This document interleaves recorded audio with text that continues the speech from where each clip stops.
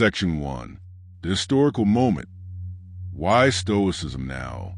Philosophies do not reemerge randomly. They resurface when they solve a cultural problem. The modern resurgence of Stoicism coincides with convergence of structural conditions, declining institutional trust, ecological destabilization, economic stagnation, in developed democracies, rising inequality, automation-driven, labor precarity, permanent information overload. Political theorist Colin Crouch has described our era as post-democracy, a condition in which formal democratic institutions persist, but real decision-making shifts toward concentrated economic actors. Simultaneously, citizens experience increasing political inefficacy. When agency contracts at the structural level, philosophies that relocate agency inward become adaptive. Stoicism offers a psychological reallocation of control. It says, if the world is unstable, stabilize yourself. If institutions fail, regulate your reactions. If systems cannot be changed, change your perception. In periods of expansion, societies celebrate ambition. In periods of contraction, they celebrate endurance. Stoicism is a philosophy of contraction. Section 2. From civic virtue to interior technology. Classical Stoicism was embedded in civic life. Its practitioners governed, legislated, and resisted tyranny. Its moral anthropology assumed participation in the polis. But modern Stoicism has undergone what Michel Foucault would recognize as a transformation of technologies of the self. Foucault argued that modern power increasingly operates not through overt coercion, but through self-regulation. The subject internalizes discipline. The locus of control shifts from external authority to interior conscience. Modern Stoicism functions as a refinement of this internalization.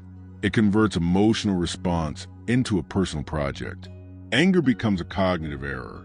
Frustration becomes misjudgment. Outrage becomes immaturity. Political emotion is psychologized. What was once a public moral reaction becomes a private therapeutic task. Section 3. The neoliberal subject and the entrepreneurial self. Neoliberal governance, as analyzed by scholars like Wendy Brown and Ulrich Brockling, reconstructs the citizen as an entrepreneur of the self. Individuals are expected to continuously optimize, manage, risk-absorb, volatility, self-correct under instability. The market becomes a dominant metaphor for human existence. Success and failure are individualized. Stoicism aligns seamlessly with this anthropology. It trains individuals to absorb external shocks without destabilizing the system. You lose your job? Focus on what you control. Healthcare becomes unaffordable? Adjust expectations. Democracy weakens? Guard your inner tranquility. The burden of adaptation shifts downward.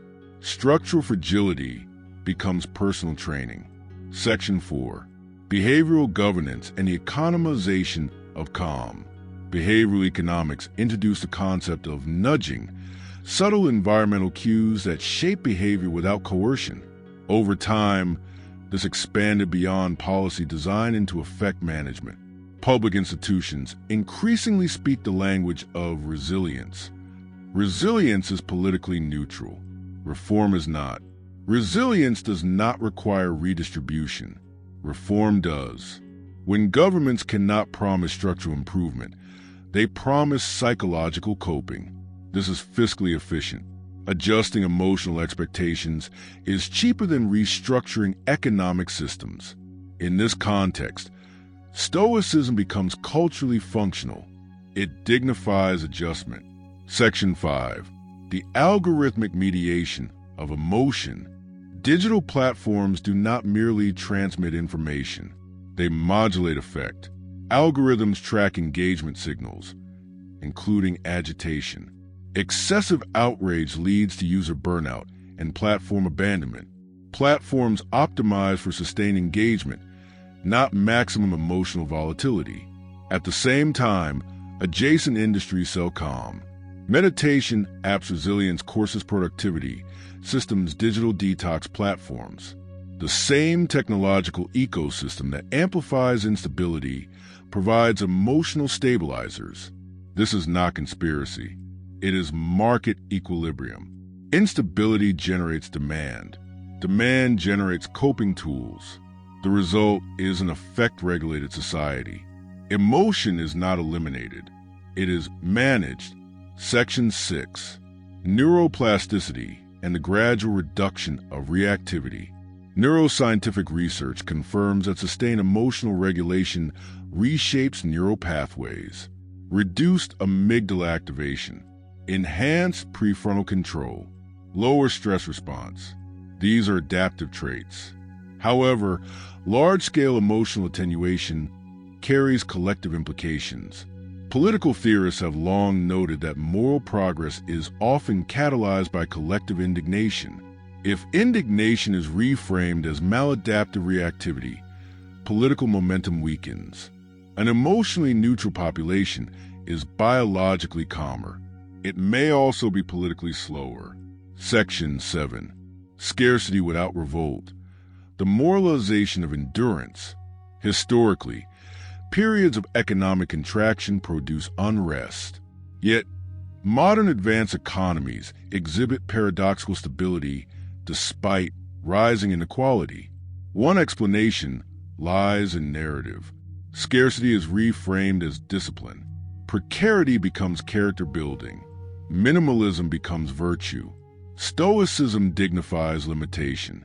In a growth-constrained era, this is ideologically stabilizing. It transforms structural ceiling into moral training. Section 8. The elite paradox. Expansion outside, detachment inside.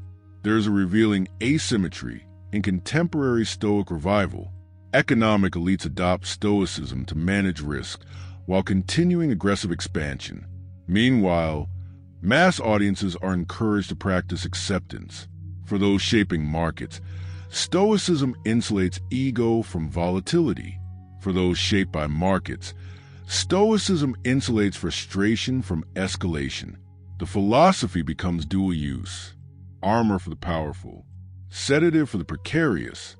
Again, no conspiracy required. Incentive structures produce convergence. Section 9. The civic cost of universal composure.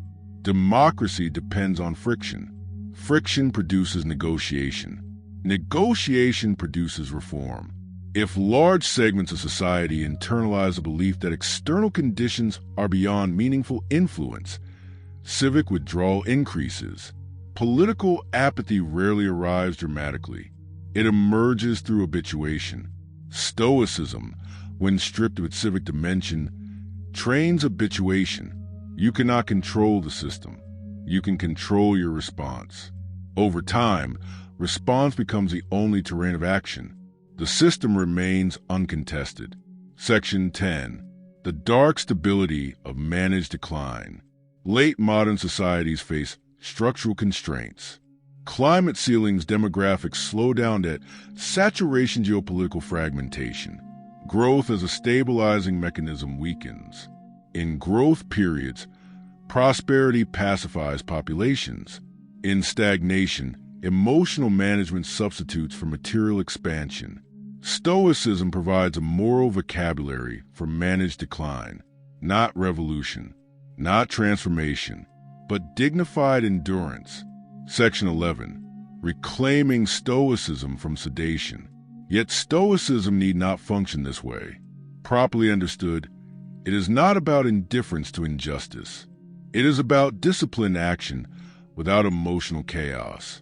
The ancient Stoic did not avoid civic life.